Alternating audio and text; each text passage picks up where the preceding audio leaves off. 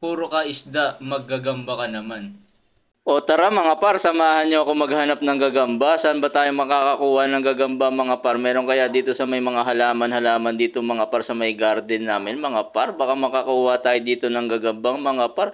Kaya lang mukhang negative mga par. Wala yatang gagamba dito mga par eh. Meron kaya dito mga par. Tulungan nyo naman ako maghanap mga par. Di kasi ako marunong maghanap ng gagamba kung paano maghanap mga par eh. Mukhang wala naman dito mga par. Wala akong nakikitang sapot dito mga par. Ano ba yan mga par? Kung saan pa tayo naghahanap ng gagamba, meron naman pala dito sa bahay. Mabuti na lang meron nakita yung junakis ko dito sa may pintuan. Kakaiba tong gagamba na to mga par. Ang laki niya. Tapos para siyang tarantula mga par. Tarantula ba to mga par? Sa palagay nyo anong gagamba to mga par? Kaya naman hulihin na natin kagad yan mga par. Huwag na natin patagalin mga par. Magdahan-dahan lang tayo kasi baka makagat tayo nito mga par. Maging superhero tayo bigla mga par. Kaya lang wala tayo sa USA. Magiging Spider-Man sana tayo. Kaya lang nandito tayo sa Pilipinas. Baka maging gagamboy tayo mga par. Kaya ingat-ingat lang tayo sa paghuli mga par. Ayan mga par. Nahuli ko na nga siya unti-unti mga par. Ganun nga lang yung ginawa kong diskarte para mahuli ko siya kagad mga par. Ang laki niya nga mga par. Ang haba ng mga galamay niya mga par. Ayan o, nakikita nyo bang mabuti mga par? Nangangagat kaya yung ganitong gagamba mga par? Meron kayang lason to mga par? Okay lang kayang hawakan to mga par? Bala ko rin kasi itong ipanlaban sa mga dayo mga par. Kung meron dadayo dito, ito yung lalaban ko. Pustahan tayo mga par. At syempre mga par, para maging malakas siya at maging kondisyon sa laban, para magiging panalo tayo palagi mga par, pakainin muna natin siya ng pellet mga par. Ito yung magiging vitamins niya para unang kagat-kagat, sakmal niya kagad yung kalaban mga par. Panalo kagad tayo dito mga par. Kaya lang mga par, kakainin niya kaya yung ganitong pellet mga par? Ano bang kinakain ng gagamba mga par? Pwede ba tong pellet? Mabubuhay na ba siya dito mga par? Hindi naman siguro ito masailan mga par. Ayun o, kakainin niya na yan nga yata mga par o. Sakmalin mo na kagad. War, war, war, war. Kaya lang mukhang busog pa siya mga par, kaya ayaw niya mga par. Nilayasan niya nga lang yung binigay kong pagkain sa kanya mga par. Ano ba naman yan?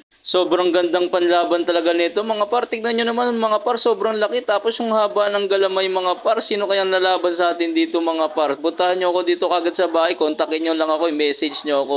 Tapos ilalagay ko lang muna dito yan sa taas ng aquarium natin mga par. Hanapan ko lang siya ng mga dahon-dahon tsaka mga sanga-sanga sa labas mga par. Para maganda-ganda yung lagayan niya, yung bahay niya mga par. Para maging malakas pa to at maging masigla. Tsaka para mapalaki pa natin siya mga par. Kaya tara na mga par, samahan nyo ako maghanap ng pwedeng ilagay natin sa gaya ng gagamba natin mga par. Ito pwede na siguro tong dahon na to mga par. Ay putik na yun, may dura pa mga par. Muntik ko pa mahawakan yung dura mga par. Ito pwede na siguro to yung dahon ng tanim kong pine tree. Fast forward na nga tayo agad-agad mga par. Ilagay na natin itong mga dahon-dahon at sanga-sanga sa lagay natin ng gagamba mga par. Iangat nga lang natin ng konti yung takip mga par kasi baka makawala to at kagatin tayo mga par. Baka gumanti to sa atin mga par. Ayun mga par, sumisilip siya mga par. Ay gagi, gusto niya yata lumabas mga par. Nag-aabang siya sa may butas mga par pero hindi siya makakalabas mga par kasi pipigilan natin siya mga par para mapalaki natin siya mga par. Ipasok ko lang itong mga dahon-dahon tsaka mga sanga-sanga para maging masaya siya dyan mga par. Ayan, okay na nga mga par. Tapos bigyan muna natin siya ng tubig mineral kasi baka mamaya nanghihina na to at hindi na to makalaban mga par. Fast forward na nga tayo ulit mga par. Natapos ko na yung bahay niya at napakaganda ng kinalabasan mga par. Sobrang saya niya na. Tapos nag-i-Spider-Man na siya mga par. O, tignan niyo naman mga par, diba? Napakalupit. Tapos ibalik na natin siya dito sa may lagayan niya mga par. Dito sa taas ng aquarium ko mga par. Bagay kasi siya dito kasi may ilaw dito mga par. O, tignan niyo naman, diba? Napakaganda mga par. Ang lupit talaga, Spider-Man mga par.